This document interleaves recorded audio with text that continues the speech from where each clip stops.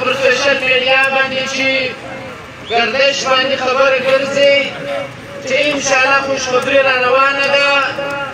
زه وایم نن به ډېر خلک راسي، څوک به وایي دا مار ما مړ کړي، څوک به وایي دا ګټه ما وکړه.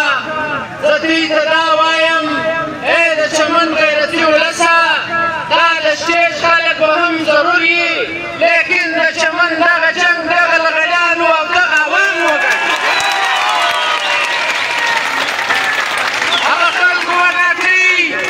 هغه خلکو وګټي چې چا شپې او ورځې پر دا ځای باندې تېرې کړې.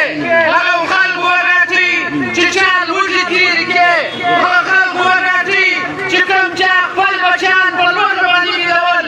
هغه خلکو وګټي چې کوم چا به منډو څه ورتګ جرأت نه درلودی، په دې برلک کې به شپې کولې. نن دا میدان هغه خلکو وګټي، نن دا میدان دوی وګټي. د مشرانو قربانۍ ضرور شته، د دې آل پارټۍ ستر کاجر لغړي اتحاد قربانۍ شته. زه موږ هغه قربانۍ نه نظر اندازه کوو، لیکن دا وایو چې کوم چا درې څلوېښت شپې پر دغه تورو خاورو تېرې کړي دي، دې میدان دا خلکو ګټلی. یقینا به ډېر خلک پیدا سي. زه د ټولو مشرانو قدر کوم. نن به ډېر خلک پیدا سي چې دا مار ما مړ کړي، دا میدان ما وګټي.